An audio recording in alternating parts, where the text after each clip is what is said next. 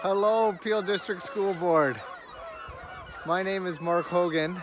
I'm an outdoor educator with the Peel Field Centres, and today I'm coming to you from Lakefront Promenade, where, as you just heard, there are a symphony of sounds around me. It's really a beautiful place, and all around this bay there are waterfowl. Just an amazing place to come visit. There must be 1,000 seagulls behind me, and throughout the whole bay, you can hear them now. There are lots of Canada geese and ducks, mostly mallards. It's really a sight to see. The bay here at Lakefront Promenade is currently frozen with a thin layer of ice, and sitting on top of the ice, standing, in most cases on one leg, are approximately 1,000 seagulls. I'm always amazed that they're well adapted for these cold conditions. But they seem to thrive quite well here during the winter. They even sleep out here at night when it gets really cold on the ice. Again, another reason to just be in awe of how well nature is adapted to survive in so many different conditions. I don't think I'd want to spend my evenings out on the ice without boots on.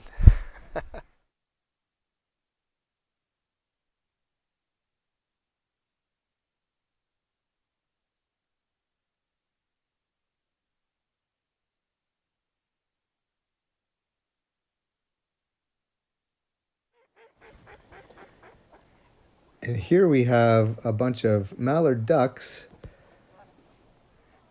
Oh, and it looks like this one is on a mission, moving really fast. It's a drake. It's very colorful with its glossy green head and gray and white wings. You'll often find them pairing together, and the female has mainly dull brown speckled plumage. Here's a gaggle of geese, Canada geese, and they're much larger than the mallard ducks. And of course they have, oh, and there is, I might be a little biased, the most majestic of them all, the swan. So this is a mute swan, beautiful white plumage. And the reason I can tell it's a mute swan is because of the color of its beak is orange. And that is a little different than some other swans. And here comes its mate. It's hard to tell the difference between the male and the female, just like the Canada geese, although the males are usually a little larger. So always a pleasure to see the swans. And today there was a real treat because we got to see some other swans, and these are trumpeter swans. And you can tell because of their longer and thinner necks and their all black beaks. They are a real treat to see because they almost went extinct in the 1800s, and more recently they've rebounded and they're doing quite well. And they have the most distinctive calls or songs, and they sound like trumpets. And here they're doing some kind of interesting bobbing of their head. And it's just such a pleasure to see this.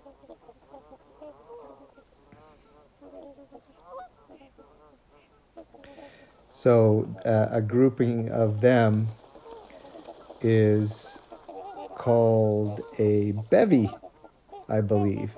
And this is likely one family. Oh, where's everybody going?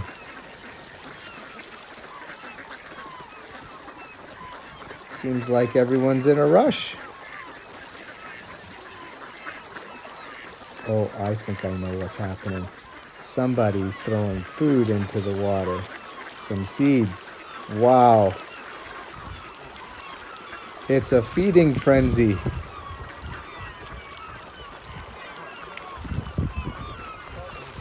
Everybody wants in on this action.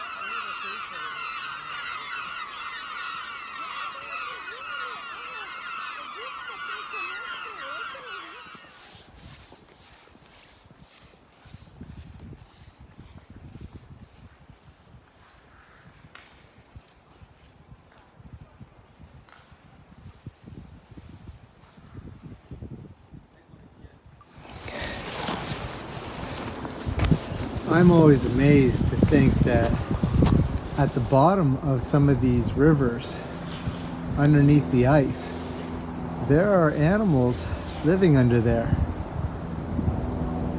For example, there are frogs and turtles that could be burrowed down on the bottom, maybe in the mud on the bottom or down on the rocks. And they, in some cases, will spend the whole winter down there. And they can actually breathe underwater through their skin, because there is oxygen in the water. You just have to be amazed at that. Could you imagine spending a whole winter at the bottom of a river? You might think about where toads spend their winter. And they're amazing too, because while they don't go in the water, they find an area where they can burrow down in the soil, and then they can hibernate there all winter. When I look up in the sky, I see the moon. How far away is that? And in this tree, I see a dray. I wonder if there are squirrels inside that right now. I've also learned that at this time of year, squirrels are having babies. So maybe there's some babies in there. I wonder how long they will stay in there before they come out. What do they look like when they're first born? These are all interesting things to think about. You don't have to have all the answers. You can take a picture. You can take a picture with just your mind's eye, just by looking, and remember what you saw, and then you could, when you get home, do some research. Look up squirrels. Look up when do they breed? How often do they breed? How many babies do they have usually? How many different colors are there of squirrels? Are there flying squirrels that live in this area? So many things to think about.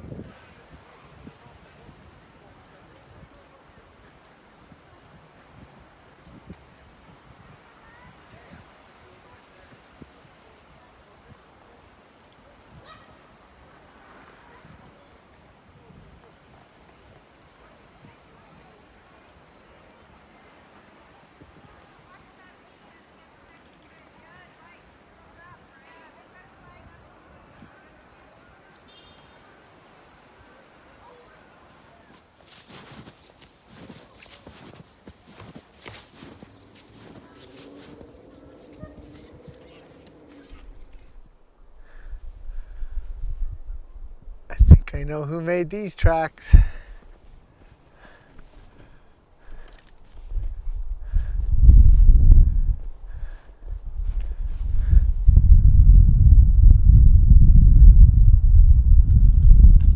Wow.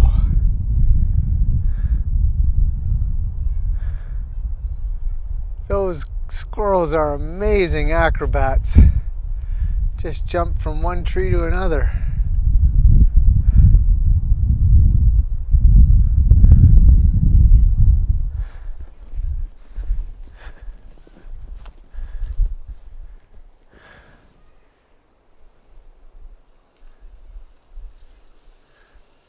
Looks like he's eating a nut.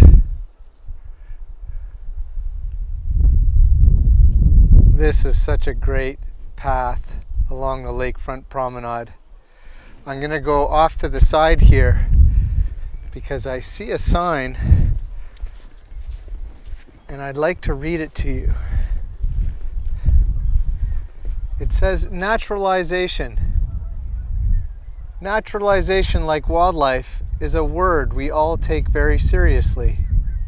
It means allowing land to regenerate, encouraging grass to grow, trees to reseed themselves, and native wildflowers to cultivate and flourish. It means allowing nature to do the landscaping and inviting wildlife to revisit the land. It means letting nature be in order to preserve our environment for future generations. That's fantastic. I'm so happy to see the city of Mississauga is working to restore the natural aspect to this landscape. It's bringing back nature, and the animals are coming along with it. So nice to see. Now this is a really nice trail. Right beside the water. Not too difficult to walk on. Some trails are easier than others. You have to be careful because sometimes they can be slippery. Far enough away from the water that I don't need to worry about that. Lots of trees and animal habitat around here. A beautiful natural area where I can come and walk along the water, breathe in the fresh air, see all kinds of neat things. If I don't know what something is, like if I don't know what kind of tree it is, or if I see an animal and I don't know what kind of animal it is, that's okay. I can do research on it later if I want and try to identify the animal or the tree. The point I want to make is it's just great to be out here.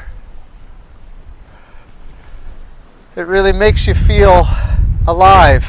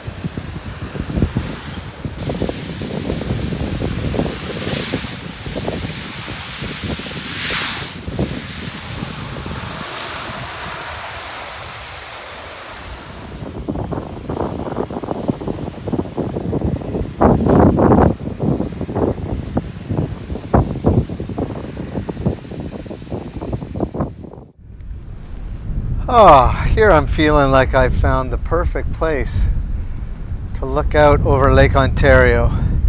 It was like this branch was made for me. This is one of our Great Lakes, which is of course connected to so many other Great Lakes. I wonder if you could name them all. The first one, the biggest, starts with the letter S. You're right, Superior. And then there's one that starts with M, Michigan. And then H, Huron. There's a little one called Lake St. Clair that joins with a lake that starts with the letter E, Lake Erie. And Lake Erie flows eventually over Niagara Falls and then into this one, which of course is Lake Ontario. It's the smallest of them, but it's quite deep in some spots. So it holds more water than Lake Erie, but it actually is considered the smallest Great Lake. Tell you a quick little story. About 5 years ago, I actually sailed across this lake. I had the privilege and the wonderful opportunity to do that, all by wind power. And I sailed almost over towards Niagara Falls. And that took about 6 hours. So that was quite the journey. So I look out here and I reflect on that and just think about what an incredible place this is, that we're surrounded by so much fresh, clean water. This was interesting. I was looking at examining this tree that I was sitting on, and I looked and saw in like a little crevice in the tree, there's a pine cone in there. I wonder if someone put that there, or if maybe a squirrel put it there, because they do that sometimes. They like to gather pine cones, which are a great source of food for them, and sometimes put them up on branches so that they won't get covered up by snow on the ground, and sometimes they stuff them into little crevices in the tree, little holes in the tree. So that's pretty cool to see that. I know there's lots of squirrels that live in this area because they have lots of habitat and lots of food sources all around. There are so many pine cones in these pine trees.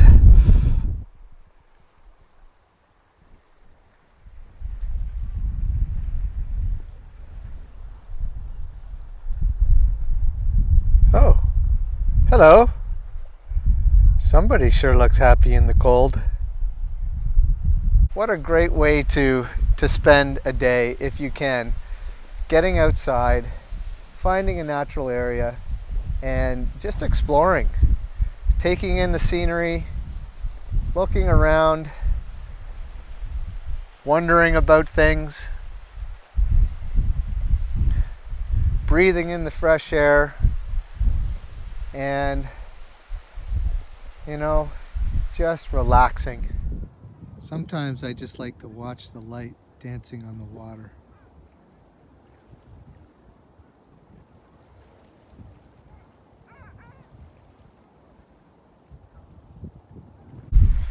It's a great place to get exercise too.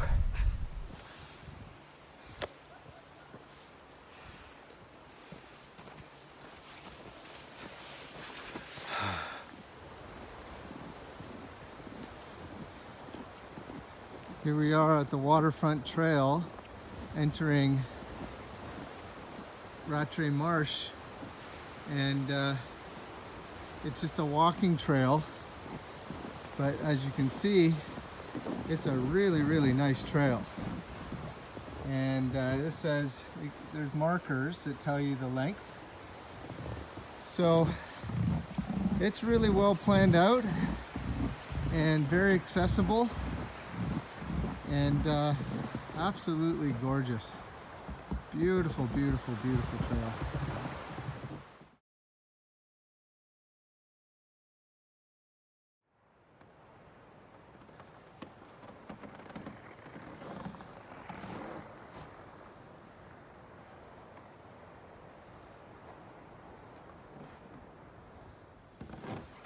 The boardwalks here at Rattray are fantastic. So you can walk right beside the marsh, and it's accessible for everyone. It's really well done. While the main trail is flat and easily accessible, there are some side trails like this one called the Knoll, which actually has some elevation to look over the marsh, and there are some steps. They're really clearly marked out, but it's good to note that.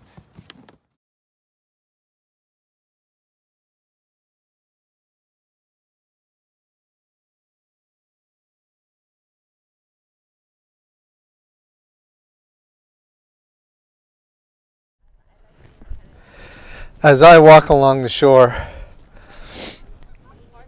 I like to acknowledge that this is the traditional lands of the Mississaugas of the Credit First Nation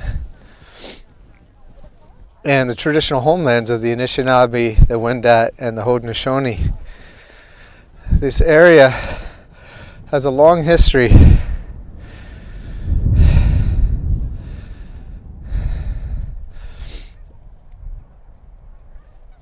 It's amazing to think of all the people that have come to this place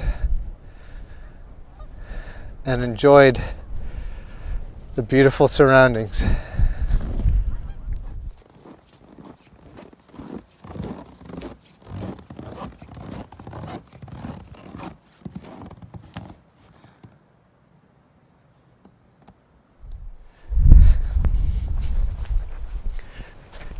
Well, this has been great. Thank you so much for joining me as we've taken a closer look at some of these natural spaces around us in Mississauga. These lakeside parks are wonderful. If you can make arrangements to come down here soon, you won't be disappointed. But remember, nature is all around us. Find those places where you can be comfortable and safely explore. I hope you get outside soon. Take care. Be well, and stay wild.